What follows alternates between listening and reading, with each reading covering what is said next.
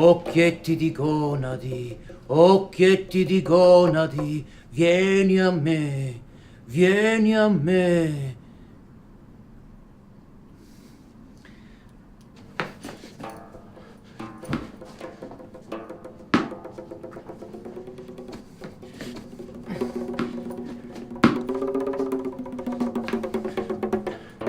Aia, vaffanculo. Mio caro amico, sapevo che saresti tornato.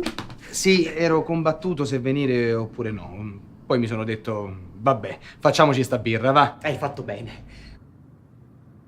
Sì, devo andare in palestra dopo. Anche se oramai è inutile. Perché? Perché farsi bello per poi non... E poi trovarsi in mezzo a tutti quei culettini scolpiti che non li posso neanche sculacciare come vorrei. A essere sincero, a me piacciono anche quei bei culoni flaccidi, pieni di cicce. Ok, non ti agitare, credo di aver capito il genere di posteriore. Rieccomi.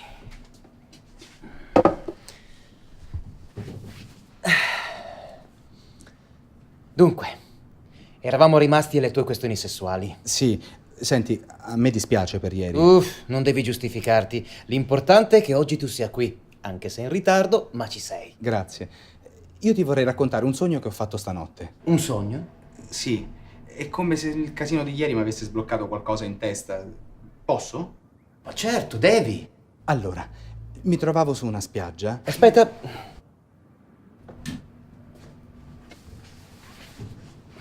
Prego, continua pure.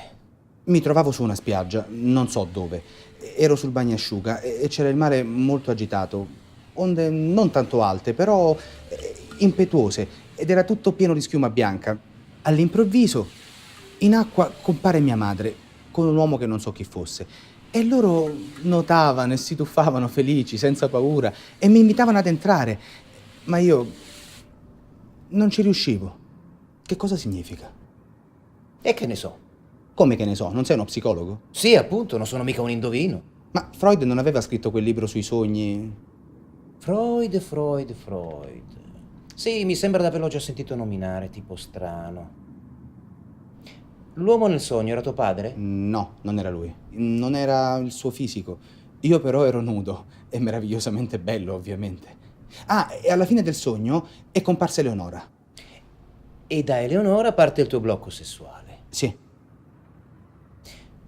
Una domanda. Da quanto tempo non fai sesso esattamente? Da ieri pomeriggio, quando sono uscito da qua, sono andato a trovare un'amica. Scusa, non mi avevi detto che non riuscivi più a... In realtà io faccio sesso regolarmente quasi ogni giorno. Mi spiego. Dopo il fatto di Eleonora, combino un appuntamento tra un mio amico e una ragazza con cui ero uscito senza riuscire a farci sesso. Ho pensato, se non posso io, che ci si diverta lui. Che pensiero nobile. Sì. I due cominciano a frequentarsi, a uscire insieme e noto che questa cosa ha cambiato radicalmente il mio modo di guardare questa ragazza. All'improvviso mi arrapava più di prima e mi sembrava di essere tornata ai vecchi tempi. Le chiedo nuovamente di uscire, lei accetta e bam! Bam? Sì, bam! Fammi capire. Hai fatto sesso con la ragazza di un tuo amico? Sì, esatto, è questo il punto. Non è stupendo? Stupendo. Sì, quello che ti voglio dire è che riesco a fare sesso con le donne solo se le faccio fidanzare con i miei amici. Loro non sanno nulla, ovviamente, ma qual è il problema? Il problema è che così tradisci la loro fiducia. No, sono loro che mi tradiscono con le mie amanti. Ma va bene così. Se questo serve a fare stare tutti bene, io posso accettarlo. Quindi? E quindi ho finito gli amici. E mi sono stufato ad andare sempre con le solite ragazze. Non ho più riciclo. Ci sarebbe Ivo, il mio migliore amico, ma lui è fidanzato da anni e io non vado con le fidanzate dei miei amici, capito? L'ha conosciuta lui, mica gliel'ho presentata io, e quindi non mi interessa. Sono commosso dal tuo codice morale, giuro. Ma queste ragazze sono d'accordo, cioè si fidanzano con i tuoi amici e poi vengono con te così... Certo, si tratta di un fidanzamento fittizio. E poi a letto sono eccezionale, modestamente. Non solo a letto, anche sul divano, sul tavolo in cucina, sulla lavatrice, in auto, in camper, nei Ho cammini. afferrato il concetto. Solo che la cosa sta diventando un po' insostenibile. Ho bisogno di ragazze nuove.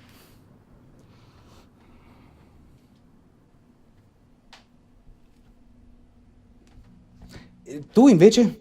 Io cosa? Tu come sei messo? Non vedo fedi al dito. Se siamo amici dobbiamo conoscerci entrambi, no? Certo, mi sembra ovvio. Quindi? Io sono solo. Solo? Sì, non mi piace avere nessun pensiero legato a famiglia, figli, fidanzate o robe simili.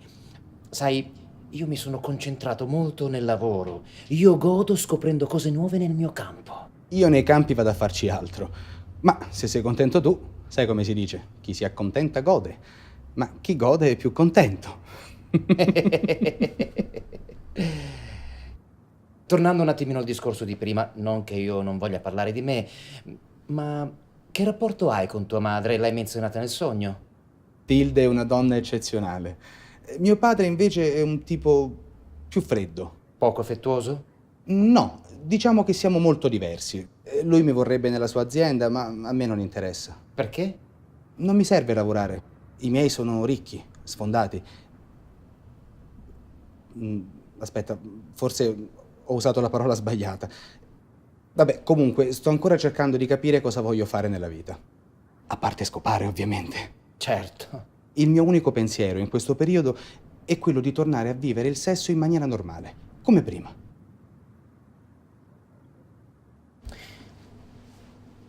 Il tuo problema, Edoardo, non è il sesso.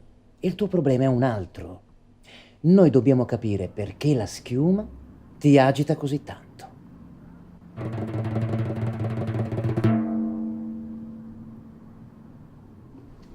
A domani allora! E puntuale, mi raccomando! E attento alla testa! Cazzo. Speriamo non perda la memoria. Se no chi glielo spiega che è un amico sessuomane?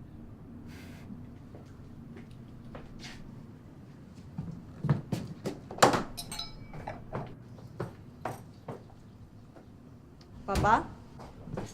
Giulia?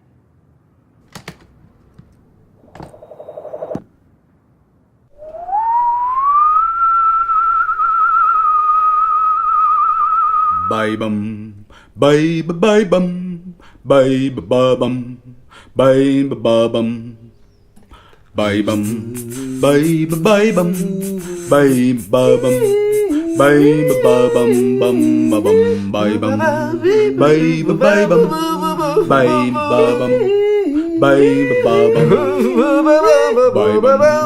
bye bum, bye ba bum.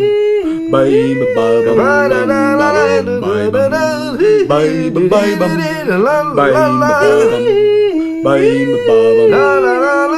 bye bum